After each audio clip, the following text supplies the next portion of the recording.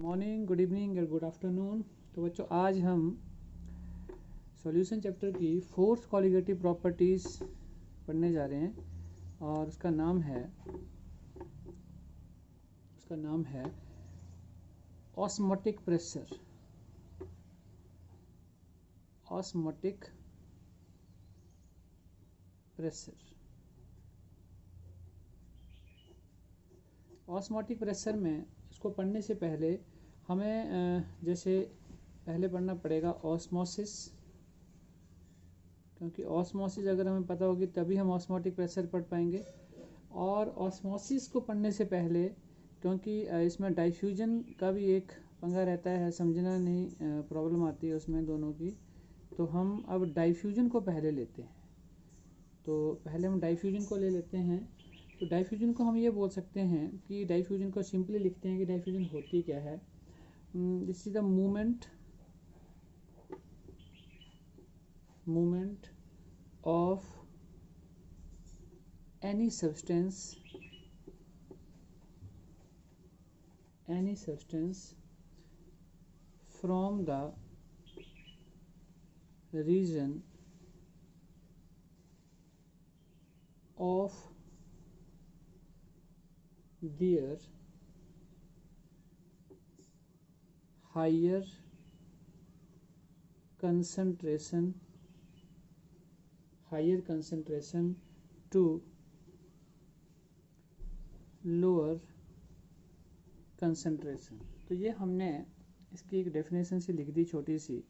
अब आपने ना इस चीज़ को समझना है, क्योंकि वैसे मैं डायरेक्ट भी आपको इसको करवा सकता हूँ, लेकिन इस चीज़ को अगर एक बार ये समझ में आ जाएगी तो ये कन्फ्यूजन आपकी हमेशा के लिए ख़त्म हो जाएगी, क्योंकि ये कन्फ्यूजन रहती है इसमें और हम कई बार समझ नहीं पाते। हमने एक डब्बा सा ले लिया, देखिए, और इसमें हमने एक बीच में हम यहाँ लगा देते हैं मेम्ब्रेन।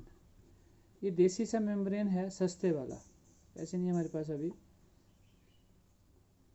अच्छे वाला वो हम आगे लगाएंगे अभी थोड़ी देर के बाद। तो हमने यहाँ पे एक मेम्ब्रेन लगा दिया और यहाँ पे हमने दो सॉल्यूशन कंसीडर किए। एक वाली इस वाली साइड है सॉल्यूशन C1 और यहाँ पे हमने एक और सॉल्यूशन लिया और जिसकी कंसंट्रेशन है C2। क्या है? सॉल्यूशन 1 एंड सॉल्यूशन 2, और एक की कंसंट्रेशन है C1, दूसरे की कंसंट्रेशन है C2। और हम यहाँ बोल रहे हैं कि जो C1 है उसकी कंसंट्रेशन ज़्यादा है किससे? C2 से। ध्यान देना इस बात के ऊपर, C1 की कंसंट्रेशन किससे ज़्यादा है? C2 से। समझ रहे हैं आप बात?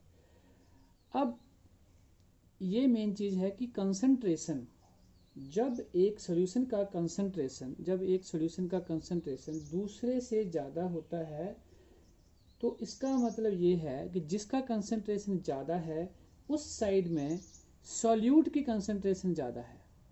समझ आ रही बात? तो बोलने का मतलब ये है कि जो C1 है उसमें सॉल्यूट ज़्यादा है, उसमें सॉल्यूट की कंसंट्रेशन ज़्यादा है, और जिसकी कंसंट्रेशन ज़्यादा होगी, सॉल्यूट जिसमें ज़्यादा होगा उसकी कंसंट्रेशन को हम ज़्यादा मानेंगे। तो मैं इसको एक बार ऐसे लिख देता हूँ यहाँ पे, देखिए सॉल्यूट, यहाँ लिख देते हैं हम सॉल्यूट हमारे पास है एक्सेस में है और किस में है? C1 में, ये बोल देते हैं। तो इसका मतलब ये होगा कि अगर यहाँ सॉल्यूट ज़्यादा है तो यहाँ पे क्या होगा? सॉल्वेंट ज़्यादा होगा। तो यहाँ लिख देते हैं हम सॉल्वेंट, और इसको भी हमने लिख दिया, यहाँ पे सॉल्वेंट क्या है? ज़्यादा है, तो ये हो गया C2। फिर से इस चीज़ को समझो। हमने बोला जब एक सॉल्यूशन का कंसंट्रेशन दूसरे से ज़्यादा होता है तो हमारे यहाँ सॉल्यूशन में क्या माना जाता है? जिसकी कंसंट्रेशन को हम ज़्यादा बोल रहे हैं, यहाँ पे हम बोल रहे हैं C1 की कंसंट्रेशन ज़्यादा है, तो इसका मतलब यहाँ पे सॉल्यूट ज़्यादा होगा। तो ये इसका मतलब ये हुआ कि ये मूवमेंट होगी हमारी। क्यों? यहाँ सॉल्यूट ज़्यादा है, यहाँ पे सॉल्यूट ज़्यादा है, यहाँ लिख देते हैं हम सॉल्यूट, यहाँ से मूव करेगा और इस वाले डब्बे में आएगा, और यहाँ पे सॉल्वेंट ज़्यादा है तो यहाँ से सॉल्वेंट मूव करेगा तो वो इस वाले डब्बे में यहाँ पे आएगा। तो यहाँ पे हम लिख देते हैं ये सॉल्वेंट मूव कर रहा है। अब मीनिंग क्या हुआ? डेफिनेशन के ऊपर आओ।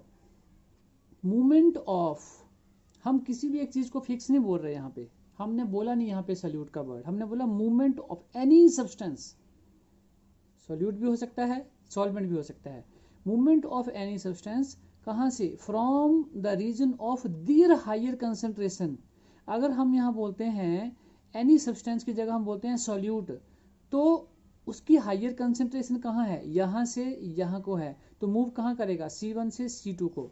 अगर हम यहाँ पे बोल देते हैं सॉल्वेंट, तो सॉल्वेंट कहाँ से मूव कर रहा है, C2 से C1 की तरफ को। मतलब ये हुआ कि जब भी डाइफ्यूजन होगा तो यहाँ पे जो मूवमेंट होगी किसी भी सब्सटेंस की, वो कहाँ से होगी, higher concentration to lower concentration. ये बात क्लियर कर लो अपने दिमाग में कि ये डाइफ्यूजन की डेफिनेशन कभी भी आपको ना भूले। और दूसरी बात, एक चीज़ जो मैंने यहाँ पे बोली है वो ये बोली है कि हायर कंसंट्रेशन का मतलब क्या होता है, जहाँ पे सॉल्यूट ज़्यादा है।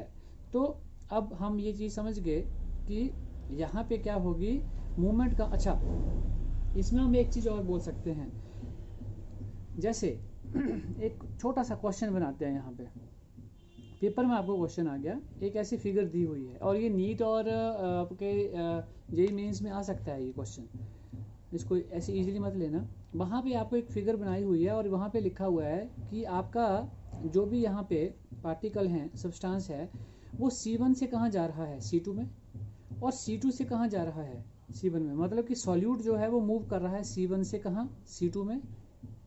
पहला हमारा मतलब आंसर है। दूसरा है कि C2 से C1 में जा रहा है, और तीसरा है बोथ जा रहा है, दोनों तरफ को जा रहा है। तो आंसर क्या होगा आपका, तो याद रखना आंसर क्या होगा हमारा, बोथ।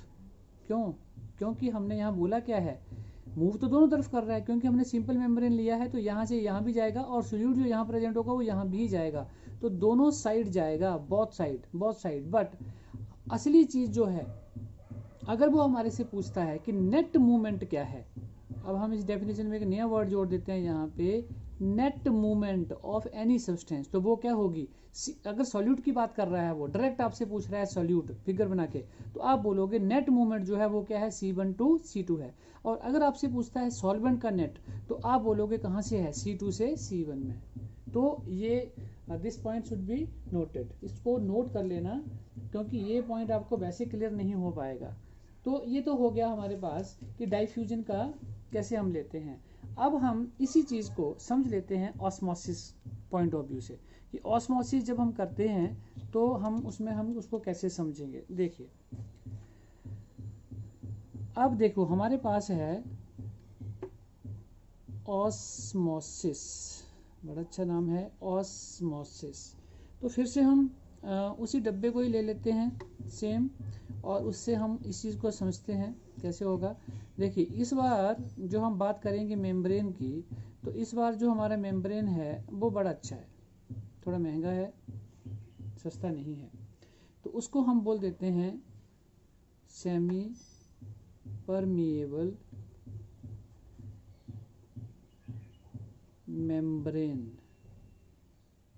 मेम्ब्रेन, और इसको हम SPM भी बोल देते हैं। इसका निक नेम भी रखा है हमने SPM, और कहानी वही है, सॉल्यूशन C1 कंसंट्रेशन, और यहाँ पे दूसरा सॉल्यूशन हमने लिया उसकी C2 कंसंट्रेशन, और सेम है, C1 की कंसंट्रेशन ज़्यादा होगी C2 से। तो बात वही हमने बोल दी कि यहाँ पे सॉल्यूट पार्टिकल ज़्यादा होंगे, यहाँ पे कम होंगे, यहाँ पे सॉल्वेंट ज़्यादा होंगे, यहाँ पे कम होंगे। तो बात हम फिर से वही कर रहे हैं कि क्या होगा। तो अब देखिए यहाँ पे इस मेम्ब्रेन की जो खासियत है, देखिए नाम से आप इस चीज़ को समझना जरा। यहाँ पे हम इसको बोल रहे हैं SPM, semi permeable membrane. Semi means it permits only one thing. अब ये चीज़ चलो मैं यहाँ पे नोट लिख ही देता हूँ, do not permit movement of solute particle।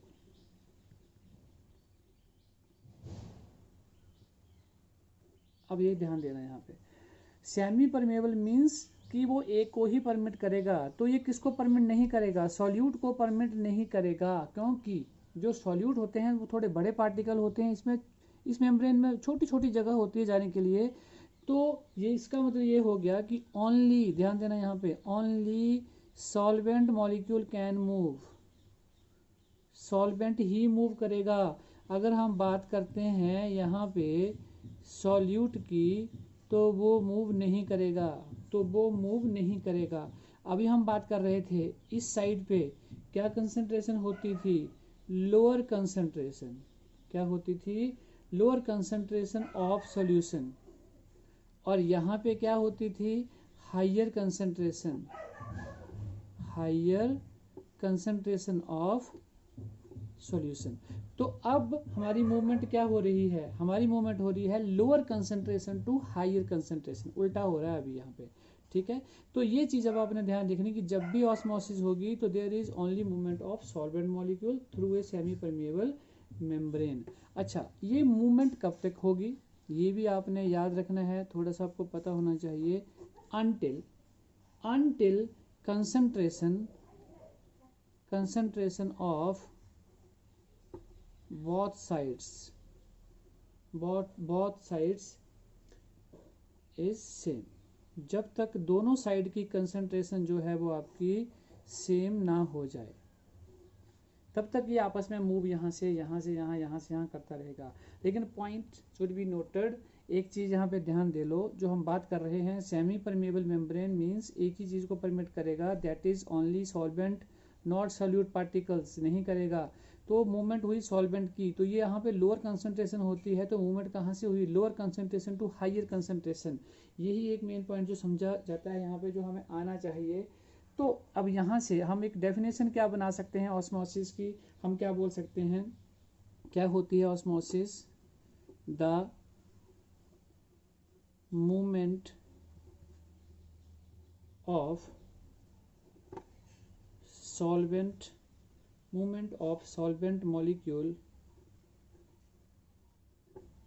molecule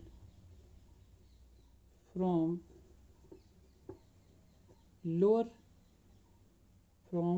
lower concentration of solution to higher concentration of solution through a semi-permeable membrane is called osmosis। तो बच्चों ये डेफिनेशन हो गई ऑस्मोसिस की, जो परफेक्ट प्योर डेफिनेशन है। अगर इसको बड़ी सिंपल डेफिनेशन के तौर पर लिखना हो तो उसको हम ऐसे भी बोल सकते हैं, the phenomenon of flow of solvent, ठीक है, कहाँ से, through a semi permeable membrane, कहाँ पे, इनटू प्योर सॉल्वेंट, यहाँ पे जाए तो उसको हम बोल देते हैं ऑस्मोसिस। तो वो सिंपल डेफिनेशन हुई। आपने ये प्रॉपर जो अभी हमने की है, आपने ऐसे ही याद रखनी है ये क्या होती है। अब हम आते हैं कि देखिए, अब हमने डाइफ्यूजन को भी पढ़ लिया और ऑस्मोसिस को भी पढ़ लिया। तो यहाँ पे कई बार बोर्ड एग्जाम में एक सिंपल सा क्वेश्चन भी आ जाता है कि what is the difference between osmosis and diffusion. तो उसके डिफरेंसेस को भी हम एक बार देख लेते हैं। देखो, तो डिफरेंसेस क्या हैं, वन बाय वन हम डिस्कस कर लेते हैं यहाँ पे। What are the differences, very easy. देखो, पहला है the process of osmosis takes place through a SPM. बड़ी सीधी सी बात है, सेमी परमेबल मेम्ब्रेन होता है कहाँ पे, जब हम यूज करते हैं प्रोसेस का ऑस्मोसिस को। और डाइफ्यूजन जब होती है नो एसपीएम, कोई भी, अभी हमने बोला था सिंपल मेम्ब्रेन यूज करते हैं जहाँ से कुछ भी निकल जाता है, सोल्यूट भी निकल जाता है, सॉल्वेंट भी निकल जाता है, गैसेज भी निकल जाती हैं। तो no SPM is needed for the diffusion process. तो क्लियर ही था हमें। दूसरा क्या था वहाँ पे, the osmosis involves the movement of solvent molecule only, very easy. यही अभी हम बोल के हटे हैं कि सॉल्वेंट ही मूव करेंगे, सॉल्यूट तो मूव कर ही नहीं सकते वहाँ से, क्योंकि इतनी स्पेस ही नहीं होता है। और डाइफ्यूजन में हमने बोला both solute and solvent molecule can move, वो तो हम बार बार बता ही रहे थे वहाँ पे। ये मेन पॉइंट था जो हमने वहाँ डिटेल में डिस्कस किया, जो हमें समझ ही नहीं आता है, कई बार पता नहीं चलता है। देखिए, in osmosis the molecules of solvent move from a region lower concentration of solution into higher concentration, lower to higher, है ना, हमने एक्सप्लेन किया पीछे क्लियरली इसको। और डाइफ्यूजन में होता है the molecules move from a region from higher concentration to lower concentration. तो वेरी इजी, क्लियर कर चुके हैं हम। आगे है osmosis is limited to solution only, very clear. Osmosis जो है वो सिर्फ सॉल्यूशंस के लिए ही होता है, बट डाइफ्यूजन जो है कॉमन है, गैसेस के लिए भी, लिक्विड के लिए भी, तो वो कहीं पे भी हम इसको प्रोसेस को कर सकते हैं। And the last one is osmosis can be stopped. अभी हम अगला जो टॉपिक पढ़ने वाले हैं ऑस्मोटिक प्रेशर, तो वहाँ पे आपको बिल्कुल ही क्लियर हो जाएगा ये। ऑस्मोसिस को स्टॉप भी किया जा सकता है और रिवर्स्ड, रोक भी सकते हैं, by applying additional pressure on the higher concentration side. जिस साइड पे कंसंट्रेशन ज़्यादा रहेगी वहाँ पे हम प्रेशर अप्लाई करेंगे और उसको रोक सकते हैं। किसको? ऑस्मोसिस को। But diffusion it can not be stopped or reversed, इसको नहीं हम कर सकते, इसको रोक नहीं सकते, इसको हम रिवर्स भी नहीं कर सकते, तो उसे हम बोल देते हैं डाइफ्यूजन। तो ये क्वेश्चन था बच्चों, ये नोट डाउन कर लेना आपने, इसलिए मैंने आपको नोट्स बना के यहाँ डाल दिए थे और बहुत ईजी है। तो अब हम लेंगे कि ऑस्मोटिक प्रेशर क्या होता है। हम समझ लेते हैं ऑस्मोटिक प्रेशर, बहुत ही ईजी है ये भी। ऑस्मोटिक प्रेशर, हम एक फिगर ड्रॉ करेंगे और उससे ही हम इसको समझेंगे कि ऑस्मोटिक प्रेशर क्या होता है। देखिए, ये सिंपल सी एक हम फिगर ड्रॉ करते हैं यहाँ पे। ये ड्राइंग मेरी बहुत अच्छी है, बड़ी अच्छी नहीं है इसलिए बता रहा हूँ। ये देखिए, ये कुछ इस तरह से हम फिगर ड्रॉ करेंगे, छोटी बड़ी हो सकती है ये। ओके, देखिए यहाँ पे हमने लिया है सॉल्वेंट, यहाँ पे हमने लिया है सॉल्वेंट और यहाँ पे हमने लिया है सॉल्यूशन, ठीक है जी। और यहाँ पे वो महंगे वाला हमारा है SPM, सेमी परमेबल मेम्ब्रेन, ठीक है जी। और यहाँ पे हम इसको ऐसे बंद कर देंगे। ओके, अब हम बात करते हैं, देखो अगर यहाँ पे सॉल्वेंट है और यहाँ पे सॉल्यूशन है और यहाँ पे सेमी परमेबल मेम्ब्रेन है, तो क्या होगा? सॉल्वेंट यहाँ से मूव करेगा कि नहीं करेगा? वेरी इजी, अभी हम करके आए हैं, यस करेगा। क्यों? क्योंकि ऑस्मोसिस हो रही है। जैसे ऑस्मोसिस होगी तो सॉल्वेंट मॉलिक्यूल जो है वो मूव करेंगे कहाँ को? सॉल्यूशन वाली साइड को। और एक टाइम पे क्या होगा, यहाँ पे ये बहुत ज़्यादा इकट्ठा होता जाएगा सॉल्वेंट। अब अभी हमने लास्ट डिफरेंस में पढ़ा कि हम इसको osmosis can be stopped or reversed by applying the additional pressure. तो अब हम करते क्या हैं, अगर हमने इसको रोकना हो तो हम यहाँ से ना एक प्रेशर अप्लाई करेंगे और इस पिस्टन से इसको बंद कर देंगे। और जैसे हम यहाँ से प्रेशर अप्लाई करेंगे तो क्या होगा, दिस प्रोसेस इज स्टॉप्ड, मतलब ऑस्मोसिस जो है वो बंद हो जाएगी, सॉल्वेंट मॉलिक्यूल जो थे वो सॉल्यूशन में आना बंद हो जाएंगे। तो वो जो हमने प्रेशर यहाँ पे अप्लाई किया है उसको हम बोल देते हैं ऑस्मोटिक प्रेशर, जो हमने एडिशनल एक्सेस में प्रेशर अप्लाई किया टू स्टॉप दिस प्रोसेस, मतलब ऑस्मोसिस को रोकने के लिए। तो फिर डेफिनेशन फिर हमारी क्या बन जाती है, तो देखिए ये आ गई, it may be defined as the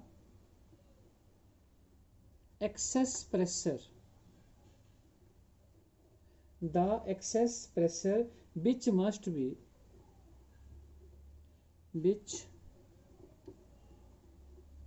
be applied, कहाँ अप्लाई कर रहे हैं, to a solution to prevent होता है रोकना, prevent the passage of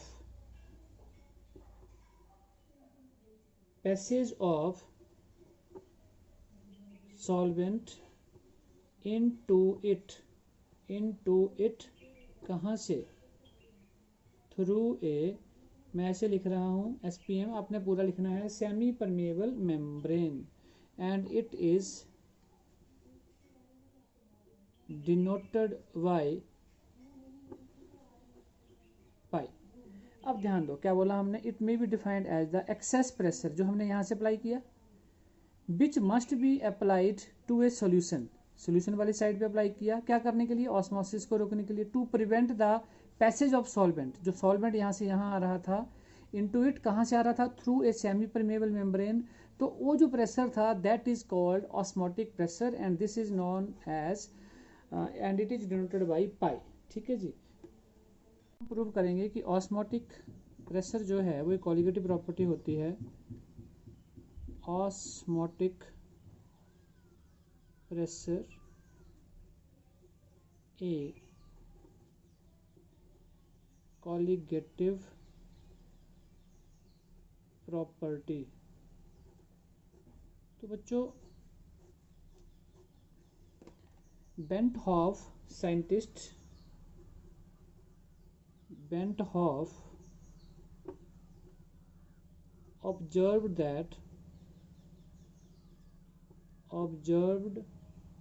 that for dilute solutions the osmotic pressure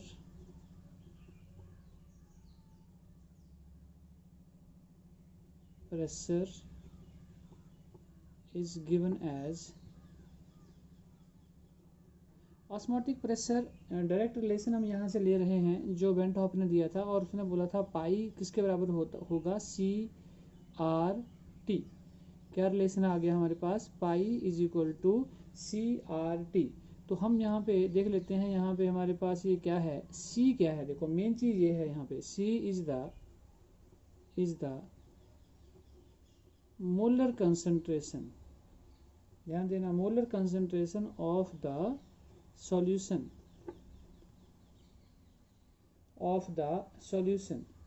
T क्या है, T is the temperature and R तो सबको पता है, R इज गैस कांस्टेंट होता है ये तो ये हो गया गैस कांस्टेंट। सो उन्होंने बोला कि फॉर ए सॉल्यूशन, अगर ऐसा हो, for a solution temperature given हो एट ए गिवन टेम्परेचर, तो R तो कांस्टेंट था, तो both R and T are क्या हो गए, दोनों के दोनों कांस्टेंट हो गए। तो अब हम क्या बोल सकते हैं, देखो दोनों ही अगर कांस्टेंट हो गए तो pi is directly proportional to किसके हो गया, C कंसंट्रेशन, पाई किसके डायरेक्टली प्रोपोर्शनल हो गया, C के। तो मतलब पाई अगर C के डायरेक्टली प्रोपोर्शनल है तो it depends upon the molar concentration of the solution, तो it means number of solute particles के ऊपर ये डिपेंड कर रहा है, और अगर डिपेंड कर रहा है तो osmotic pressure is a colligative property. तो अब हम लिख सकते हैं नीचे, since osmotic pressure depends upon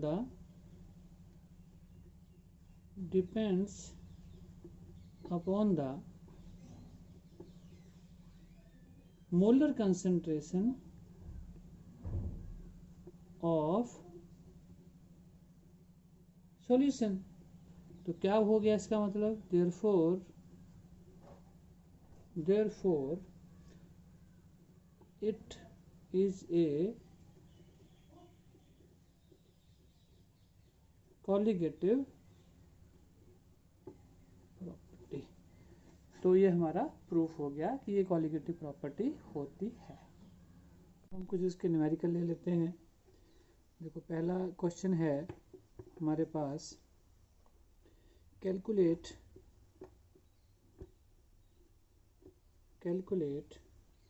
the osmotic pressure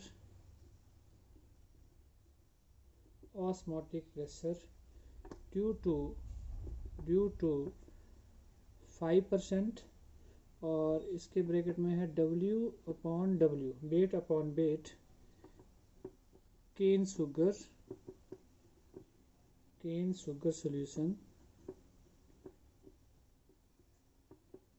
at 15 degree centigrade.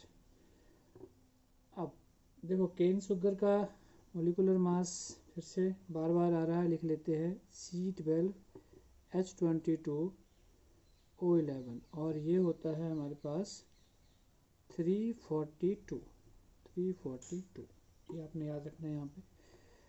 देखिए अब हम इस क्वेश्चन को स्टार्ट करते हैं। देखिए सॉल्यूशन करते हैं इसका।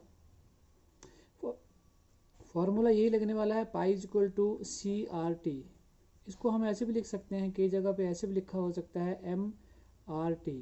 M का मतलब होता है मोलैरिटी और C का मतलब होता है कंसंट्रेशन, बात एक ही है, N/V होते हैं दोनों ही, तो इसको कंफ्यूज नहीं होना आपने। यहाँ पे जो एक नई चीज़ है 5 ग्राम, जो हम बार बार पीछे भी कर चुके हैं, तो 5 ग्राम W/W, ये इसका मीनिंग हमें पता होना चाहिए। तो वो हमने पहले भी किया था कि वेट अपॉन वेट है तो 5 ग्राम ऑफ केन शुगर कहाँ पे है, इन 1000 ml ऑफ सॉल्यूशन। तो इसकी कंसंट्रेशन हमें पता लग गई। अब देखिए, अब हम इसको जैसे बोल रहे थे कि कंसंट्रेशन क्या होती है, N/V, V इन लीटर्स, ये लीटर्स में होगा। अगर लिखना है आपने तो ब्रैकेट में ऐसे लिख सकते हो छोटा सा करके, इन लीटर, और साथ में क्या आ गया RT। ठीक है जी। अब सेम जैसे हम पहले भी करते आए हैं, नंबर ऑफ मोल्स निकालने हैं। नंबर ऑफ मोल्स हमने निकालने हैं, तो यहाँ पे ये देखिए 5 ग्राम हमें दिया हुआ है जो गिवन है इसका मास, तो हम लिख देंगे 5। मोलर मास अभी हम ऊपर लिख के हटे हैं, तो वो होता है 342, ये आ गया। वॉल्यूम इन लीटर हम बोल रहे हैं बात, तो यहाँ पे हम बात कर रहे हैं, देखो हमारे पास यहाँ पे देखिए कितना आ गया ये, हाँ 100 ml ऑफ सोल्यूशन, तो यहाँ पे आ जाएगा 100 लीटर में कन्वर्ट करना है, तो यहाँ पे हो गया 1000। ठीक है जी। और इनटू आर की वैल्यू हमें पता है 0.0821, ये गिवन ही होती है।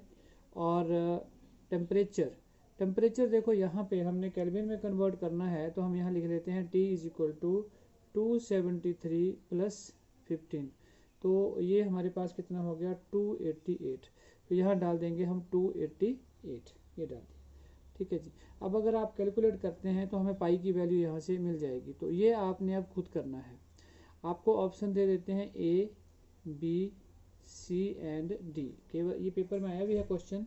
तो यहाँ पे है 2.8 ATM, 3.4 ATM, अभी आप कैलकुलेट कर सकते हो, और 4.2 ATM and the last one is 6.0 ATM, और आंसर जो है दैट इज बी, वो आता है 3.4 ATM अप्रोक्सीमेटली। तो आपने ये कैलकुलेट करके देख लेना है, तो ये आएगा। तो बहुत सिंपल सा क्वेश्चन था, बहुत ही सिंपल था, सिंपल सा सीधा ही फार्मूला लग रहा है। N/V सब हम जानते हैं, number of moles of solute dissolve in litre in solution. तो यहाँ पे नंबर ऑफ मोल्स निकालने हम पहले से आते हैं, ये भी हमें आता था, तो सारा सेम है। मेन चीज़ ये थी W/W, तो यहाँ पे सारा वेट अपॉन वेट है, तो ये हमारे पास यहाँ पे आ गया। सो अब हम अगला लेते हैं, नेक्स्ट न्यूमेरिकल लेते हैं यहाँ से।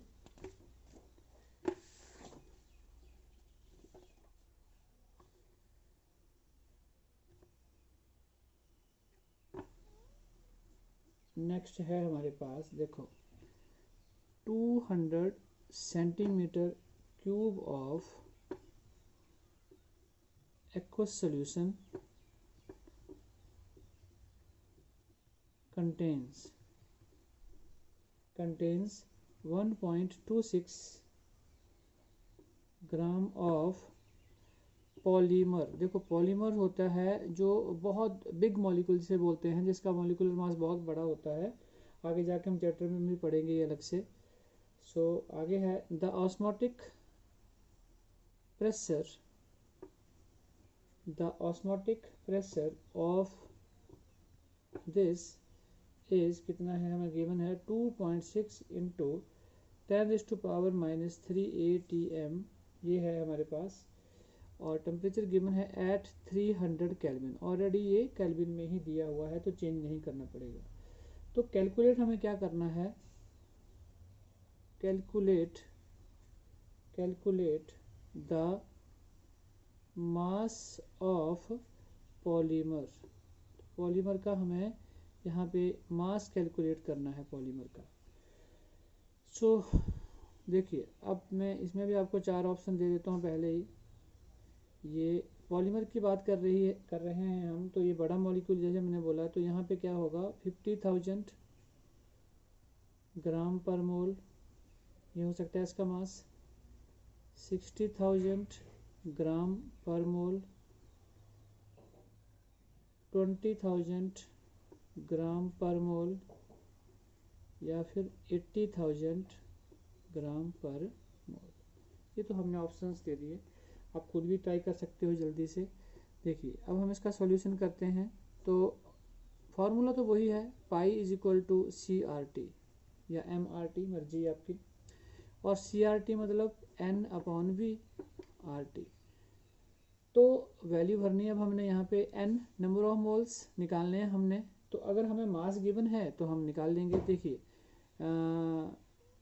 200 centimetre cube of aqua solution contains 1.26 gram of polymer. तो देखिए हमें मास गिवन है 1.26 डिवाइडेड बाई इसका हमें मोलर मास। तो मोलर मास तो हमें बोला है calculate the molar mass of polymer. तो ये इसका गिवन तो था लेकिन इसका मोलर मास नहीं है, तो हम यहाँ लिख देंगे x, क्योंकि इसको हमें कैलकुलेट करना है।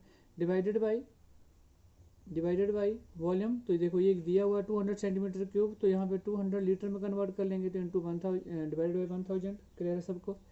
आर की वैल्यू सबको पता ही है 0.0821, और टेम्परेचर हमें केल्विन में गिवन है 300 केल्विन, राइट। लेकिन पाई की वैल्यू भी हमें गिवन है यहाँ पे। देखिए यहाँ पे ये है, तो ये आ गई 2.6 इंटू 10⁻⁻23। अब हमें मेन जो कैलकुलेट करनी है दैट इज x, वो ये है, ये इसकी वैल्यू हमें कैलकुलेट करनी है, इसलिए हम इसको x मान लिया। तो x की वैल्यू अगर हम कैलकुलेट करना चाहें यहाँ से, सो आपने खुद कैलकुलेशन करनी है ये, और इसका आंसर मैं आपको बता देता हूँ, b होगा 60,000 ग्राम पर मोल। तो ये आपके कैलकुलेट कर लेनी है, सिंपल है बिल्कुल ये, ठीक है। तो ये इसके न्यूमेरिकल्स हो गए। डेफिनेशंस और हैं, जैसे एक डेफिनेशन यहाँ पे आती है isotonic solutions.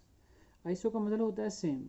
Isotonic solutions, the solutions having same osmotic pressure at the same temperature are called isotonic और आइसोस्मोटिक सॉल्यूशंस। जब ऑस्मोटिक प्रेशर हमारे पास दो सॉल्यूशन हो, उनका सेम आए, दोनों का सेम आए ऑस्मोटिक प्रेशर, तो हम बोलेंगे आइसोटोनिक सॉल्यूशंस हैं। अब जैसे हम एक एग्जांपल से इसको क्लियर कर लेते हैं, समझ लेते हैं।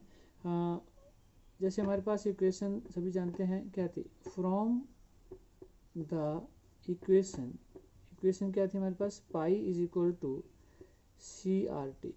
अगर ये जैसे हमारे पास इक्वेशन है pi is equal to CRT, तो इट इज, हम यहाँ बोल सकते हैं it is clear that if two solutions have same, जो सबसे मेन चीज है कंसंट्रेशन, दोनों की कंसंट्रेशन क्या होनी चाहिए, same. So they must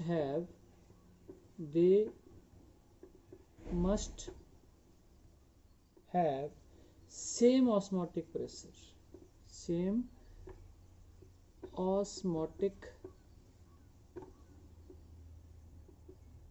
pressure, but एक कंडीशन और है, एट द सेम टेम्परेचर। देखो बहुत इजी सी बात है ये।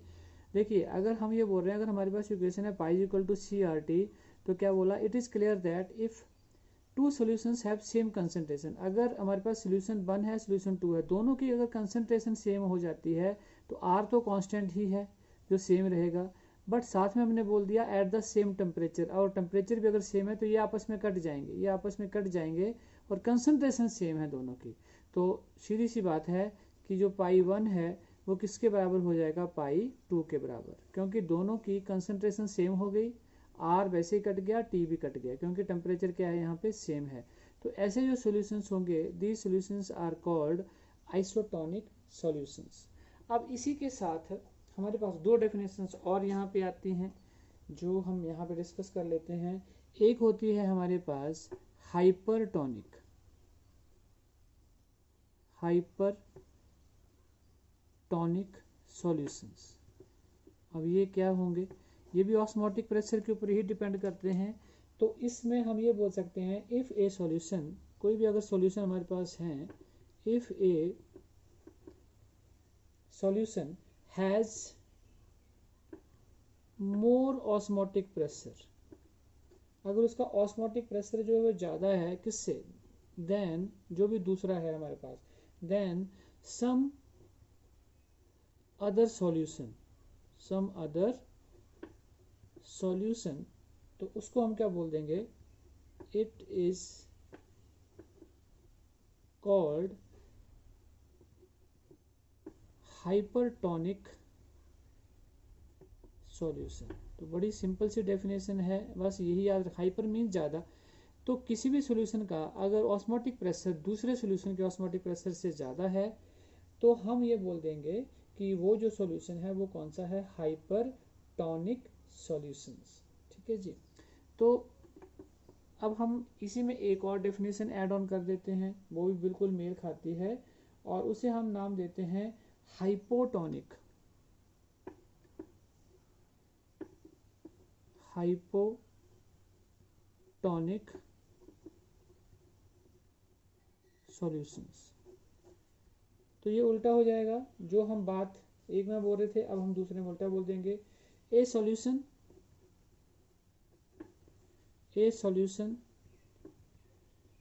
हैविंग, अब जहां मोर था वहां क्या हो जाएगा, less osmotic pressure, less osmotic pressure किससे, देन द अदर सॉल्यूशन, जो हमने दूसरा ले रखा है यहाँ पे, उससे अगर ऐसा हो जाता है तो हम उसको बोल देंगे it is called hypotonic solutions. Clear होगी बात। तो जिसमें एक सॉल्यूशन का ऑस्मोटिक प्रेशर कम हो जाए दूसरे से तो हम उसे बोल देते हैं हाइपोटोनिक सॉल्यूशंस। चलिए लास्ट में एक और डेफिनेशन डिस्कस कर लेते हैं, रिवर्स ऑस्मोसिस। रिवर्स ऑस्मोसिस क्या फेनोमेनन होता है और ये कैसे होती है, हम इस फिगर से इसको समझेंगे। पहले समझ लेते हैं the process of movement of solvent, कहाँ से होगा, through a semi permeable membrane from the solution to the pure solvent. ये मेन चीज़ समझने वाली है। By applying excess pressure on solution side is called reverse osmosis. देखिए यहाँ पे एक तरफ हमारे पास फ्रेश वाटर है जिसे हम क्या बोलते हैं, सॉल्वेंट, और एक तरफ हमारे पास है सॉल्ट। ठीक है जी। अब ये क्या होगा, movement of this fresh water into this, तो क्या हो रहा है, ऑस्मोसिस हो रही है। जब ये यहाँ से यहाँ जाएगा तो ऑस्मोसिस होगी। लेकिन अगर हमने ऑस्मोसिस को रोकना है तो हमें यहाँ पे एक्स्ट्रा प्रेशर अप्लाई करना पड़ेगा, pressure more than that of किससे, ऑस्मोटिक प्रेशर से ज़्यादा है वो, इस पिस्टन के थ्रू हमने यहाँ से अप्लाई किया। तो देखो क्या हो रहा है, मूवमेंट ऑफ सॉल्वेंट ये है, यहाँ जो सॉल्वेंट प्रेजेंट था, क्योंकि हम इसको वापस लेके जा रहे हैं इस तरफ को, movement of solvent through a this semi permeable membrane, कहाँ से, फ्रॉम द सॉल्यूशन, ये बोला हमने, ये है solution side, from the solution कहाँ जाएगा, ये सॉल्वेंट है, to the pure solvent, by applying excess pressure, जो हमने यहाँ से अप्लाई किया एक्सेस प्रेशर किस साइड पे किया है, ऑन सॉल्यूशन साइड, ये सॉल्यूशन वाली साइड है। ठीक है, and this process is called reverse osmosis, क्योंकि ये वापस जा रहा है पीछे को, तो water moves to this side, तो यहाँ पे जा रहा है, और यहाँ से ये वाटर आउटलेट है, ये वहाँ से पानी बाहर आ सकता है, जैसे यहाँ पे ज़्यादा हो जाएगा तो ये बाहर आ जाएगा। ठीक है, तो this process is called reverse osmosis. अब कुछ बातें थी जो हमने पीछे अभी सारी कॉलिगेटिव प्रॉपर्टीज़ पढ़ी हैं, यहाँ पे 4 कॉलिगेटिव प्रॉपर्टीज़ पढ़ी हैं। तो कई बार क्या होता है कि जो हमारे कंपटीशन एग्ज़ाम है वहाँ पे कई बार क्वेश्चन आ जाते हैं जो कई बार हम जल्दी जल्दी में करते हैं और हमें पता नहीं चलता कि हमारे से गलत हो गया है। तो थोड़ा सा आपने ध्यान देना है। तो देखिए क्या है यहाँ पे ध्यान देने वाली बातें। पहला देखिए रिमेंबर लिखा है मैंने जानबूझ के यहाँ पे कि आप इसको याद रखेंगे। हम बोलते हैं हमेशा relative lowering in vapour pressure is a colligative property. Yes, हमने इसको प्रूव भी किया है, बट सम टाइम उन्होंने क्वेश्चन में लिखा होता है lowering in vapour pressure is a colligative property, और गलती से हम याद कर जाते हैं कि हाँ लोअरिंग जब हम देखते हैं इन वेपर प्रेशर तो हम बोलते हैं हाँ कॉलिगेटिव प्रॉपर्टी होती है, बट रिलेटिव यहाँ से हट गया क्योंकि मेन चीज़ क्या थी, रिलेटिव लोअरिंग। तो अगर लोअरिंग इन वेपर प्रेशर होगा तो this is not a colligative property. Same here, elevation in boiling point is a colligative property, पता है सबको, but boiling point is not a colligative property. और similarly depression in freezing point is a colligative property, but freezing point is not a colligative property. तो ये याद रखने वाली कुछ बातें हैं जो कई बार हम गलती से मिस्टेक हो सकती है हमारी वहाँ से। सो ये लेक्चर हमारा यहीं तक। Thank you very much, have a nice day.